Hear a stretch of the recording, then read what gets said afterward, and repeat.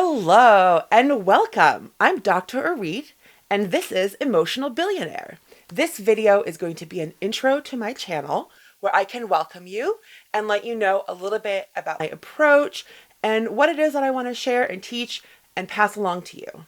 I want you to get to be as emotionally wealthy as I am, and I will explain what that means in a little bit. But first, I just want to say that I am super excited. I've been working on this quite intensely for the past year. I have my website set up for you guys and freebies and about 2 years worth of topics already planned out because I'm just so excited to tell you all these different things about the Arit approach, as people sometimes call it. I've been in private practice for almost 14 years.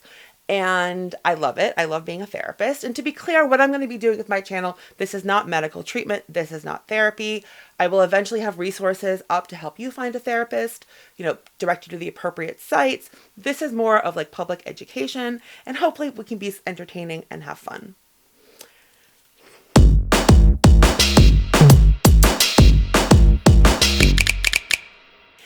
And the three big pillars of what this channel is going to be about is, I sort of summed up my approach in three basic elements, themes, entities, words, concepts.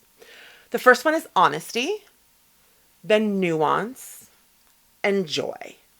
I thought about, what do people remember me for? Sometimes I'll talk to people and they'll be like, I haven't been able to stop thinking about how joyful you are. I think people who spend time with me, I like to be happy with them and to enjoy things. And I also will go emotionally deep. None of this is pretend. That's a really important part. And so it's like how they interweave, so the honesty piece.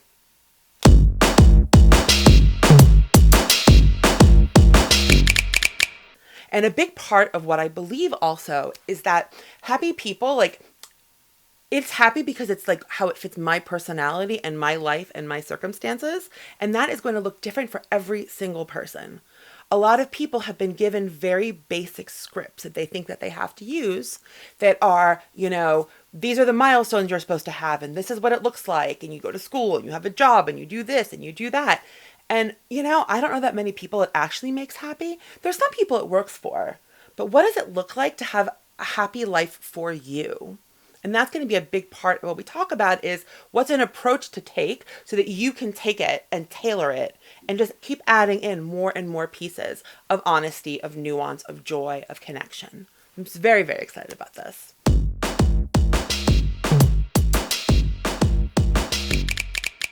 So a big part of the honesty piece is something that I like to call, I'm very excited to be telling you about this concept. I have been using it for years with my patients, and my sister was saying to me, hurry up, I want you to get this video out. There's so many people I need to send this concept to. And I call it the silent compromise. And I'm going to do a whole video about silent compromise, but it's basically messes up relationships. The basic idea is this: you make a trade with another person, but you don't tell the other person. And we like to tell ourselves, no, that's not what I did. The thing to be nice. I didn't expect anything in return. But when you don't get it, you get really frustrated or upset or mad. And then they have no clue any of this has happened. They don't know that they've reneged on a deal they didn't even know existed. So I have a whole freebie that I'm going to go into detail about why this happens and what you can do to stop it, to heal ones you've already done, and to prevent yourself from doing more silent compromises. But that's an example of how you can use my honesty as a technique of, oh, okay, what is it I actually wanted? And why is it so hard for me to say, this is what I wanted, this is what I need? And there's going to be a lot of pieces in it. The two biggest pieces, spoiler alert, is shame. And the person you're talking to might actually not be good at reciprocating. And there's a whole thing you need to do there in those cases. But we will be talking about silent compromises. I will be linking to these videos in the bottom so you can find them.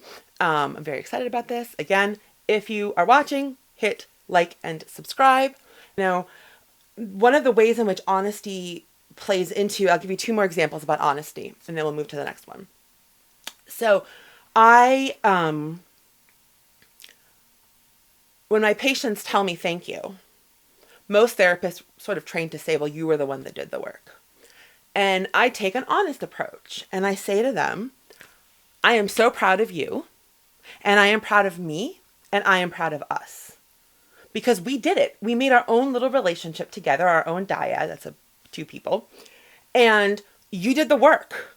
And I guided you. And look what we did together. And that feeling of confidence, I want them to have it. I want to be able to model, especially for women, that we're allowed to just say, yes, we're confident. Yes, we did a thing and we're happy about it. And we're excited and we want to celebrate it.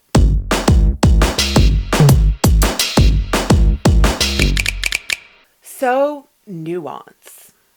This one's a tricky one, and I know it's not going to appeal to everybody, but for those of you who need nuance in your life, you will very much like what we do, and hopefully you will send me comments and respond, and I can incorporate what your concerns are and keep building in nuance, because nuance requires a dialogue and a conversation. I have this name I call the Nuance Society. People who, all the details, all the context, all the meaning, all of it just matters. And most of those people are what one of my patients calls gluttons for conversation.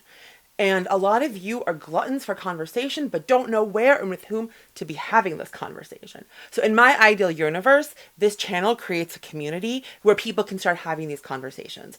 And I don't mean like arguments. I mean like, let's explore, let's get into the nuance, right? So Paul and I met in a philosophy group. It's a separate story because the day we met, my ex-boyfriend was running the meeting and my mom was visiting me and telling me, the day after she met him for a year, she was like, what about that Paul guy? I liked him. She liked how he was arguing with my ex-boyfriend. Anyways, so we met in a philosophy context, and there's so many ways that philosophy applies beautifully to the mental health stuff, putting aside like the Socratic method and like cognitive behavioral stuff. But I just mean like valuing being wrong and knowing how to have a disagreement without making personal attacks on each other. And, you know, defining your terms and having the patience to put words to things. People are not taught this at all. So we will be talking about values. Like the way we talk about values without nuance ends up being like these are like very specific rules we're supposed to follow, and I don't mean it quite like that. I mean like what are the things that you want more of? Values should be one of the most interesting things we talk about. What do you actually want more of in your life? What do you actually think this is a good thing and I want it to exist for me or I want it to exist for others? People often talk about values in a very like sort of rigid way, like, you know, family, and here's like 5 things that you value. And back in grad school for the Jewish high holidays, I started a high holiday journal where I wrote down my values. And most people, like when people go on like retreats and stuff, someone asks them to identify 5, maybe 10 values. Because I'm extra, and obviously I'm extra, I wrote down 80.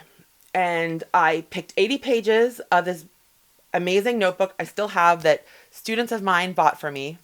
And I had this weird thing with notebooks where I didn't want to write in them until I knew that the pretty thing to write with like the calligraphy and my handwriting's a mess.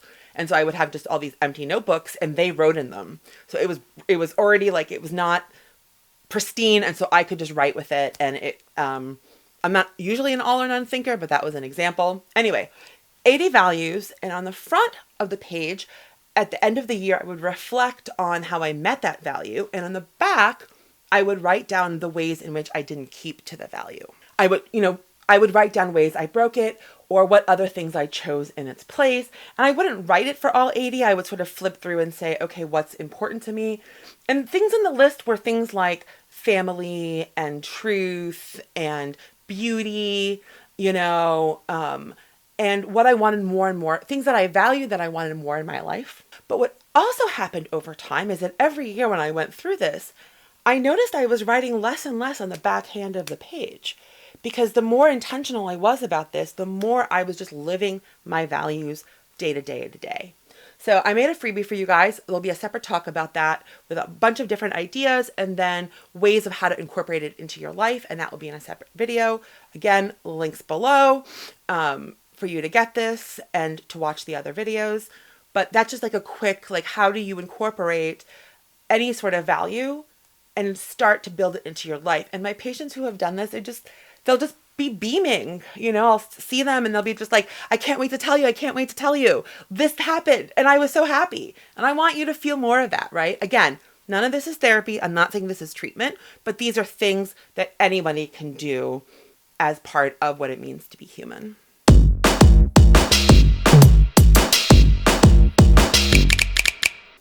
Then we take us to joy. Now, I kind of go back and forth if I should start with joy, but really joy is like the exclamation. The whole stop and smell the flowers. I was the weirdo in college who literally would stop and smell the flowers on the way to class. Before my first of many ankle injuries, I sometimes would skip to class. And I just went to the University of Pennsylvania, UPenn, where my husband and I met. And there's a street called Locust Walk, and I would just go bouncy, bouncy, bouncy, bouncy. And I knew I looked ridiculous, but it was so fun, it was really hard to care.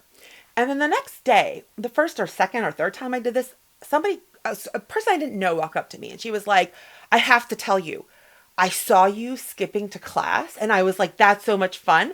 I tried it myself, so I skipped to class, and it was the best day ever. Thank you so much. Gives me goosebumps thinking about it more than 20 years later, that it's like joy is infectious. It is light and energy and awe. And people think of it in such limited, cornered off, only on vacation kind of thing. And I want you to really learn, how can I stop and smell the flowers metaphorically in ways that matter to me, that bring me joy throughout my day, so that joy becomes part of the essence of life. It's much harder to feel bad when you're letting yourself tap into joy, whether it's buying an instrument and playing on it for fun, or taking real lessons, or learning about a secret, like a topic you've always wanted to know about, or experimenting with fashion, or dancing. I've often, when I was seeing people virtually, in person, I only do virtual now because of my health. I realize that if I don't see people, I don't get sick. It's a whole separate thing. But I would be like, oh, hey, let's get up my office and dance now.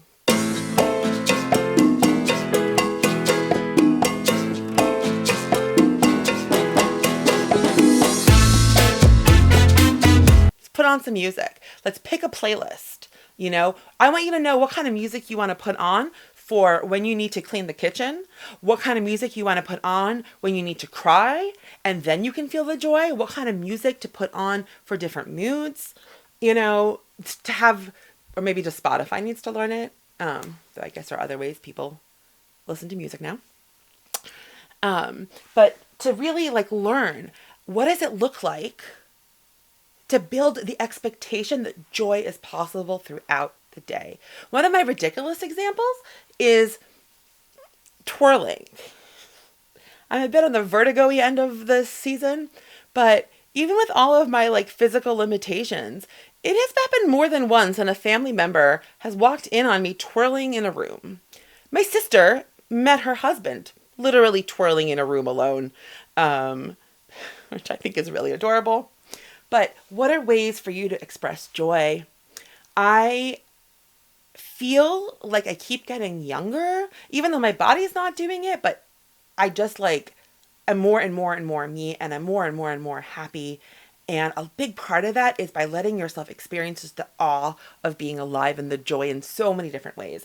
And a lot of times my patients will say, and people and my friends and stuff will say, oh, it never occurred to me to do that.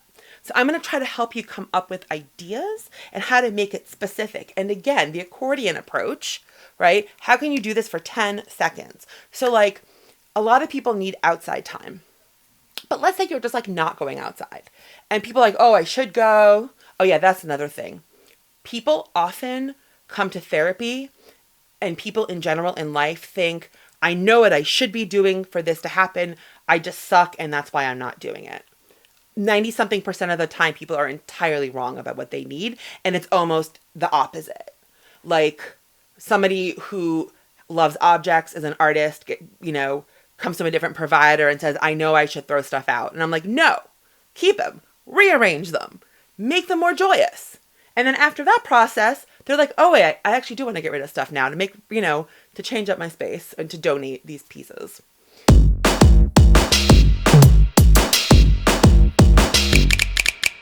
And so there's like bad stuff. The world, I'm not even going to talk about the world because that's going to be other conversations.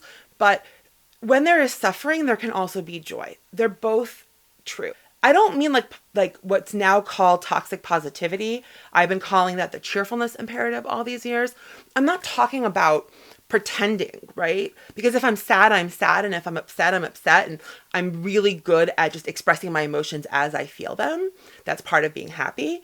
But it also means that even during suffering, there's moments of joy. Nature's going to throw a bunch of awful things at us and people are going to do bad things. And so within that framework, what does it mean to add as much purpose and as much joy, as much honesty, as much connection, as much of whatever you want into your life? And I sort of call it the accordion approach, or an accordion approach. I don't think I made up that concept.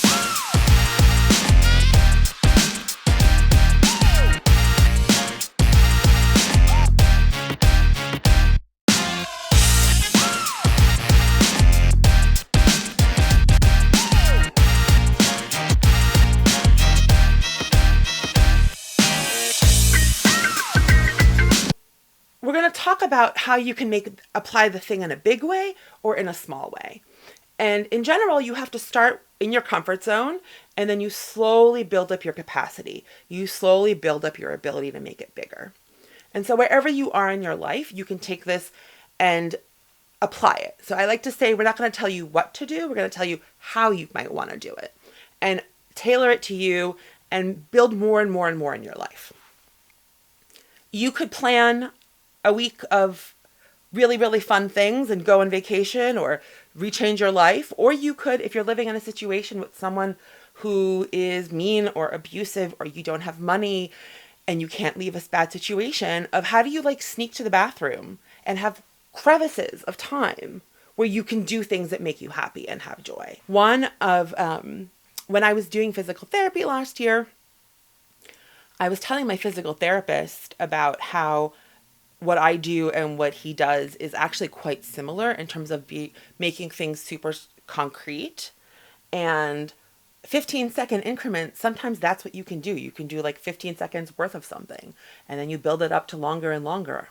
So all of the joy stuff, you can do a tiny version of it, or you can do a bigger version. And that's what we're going to talk about. So then you start looking for opportunities in your life. And people are always amazed at how many more opportunities for joy there are in their daily life.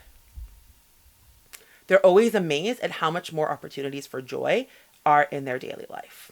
And I have made, I'm going to make separate videos for each of these things. I've been working really hard on resources for you to help you, work with these different topics in your life. They're up on the website. If you look below, they are in the video description where you can link and sign up and get these freebies. Click like for people who are new to YouTube. Liking and subscribing is free. It's just a way of telling the algorithm, okay, give me more of these videos. I used to think that it meant like giving money, and I was like, oh, what do I do? And then I'm like, okay, that's not how it works. And I know that there'll be people from different times of my life, also people who know me personally, who'll be watching this, who might not know this about YouTube. And maybe some of you will be sending it to your parents or older generations. And I don't mean to be ageist about that. All right. So to sum up, this channel is going to be about happiness and confidence and how to use honesty, nuance, and joy with the ARET approach to make your life filled with more things you want in it. Just good things so that your emotional wealth keeps building and building. To be intentional about what does it look like to build up your emotional world. And I am so excited to see what happens with this. The idea that people could watch this and then use it and take a piece of that and make their lives better, it's just so exciting. So exciting. So exciting. If you look in the details below, you can see where to get the freebies I mentioned, but also links to the videos where I'm going to be talking about those in much more depth because I think that is important. I'm super, super excited. I can't wait to hear what you think about this. I want to hear more. You want to hear of more or less, questions, comments. I'm not quite sure how it's going to go, but I do want to hear from you because, as I said, I like dialoguing. And so tell me what you're thinking and what you want to hear more about and what you want more of for yourself. And I'm super excited. So I really hope that you get to be part of what we're building here. I'm so, so excited. I cannot wait to put this out into the world. I can't wait to hear what you think. Welcome to my channel. I'm Dr. Orit. This is Emotional Billionaire, and I cannot wait for you to learn how to love being you. Bye-bye.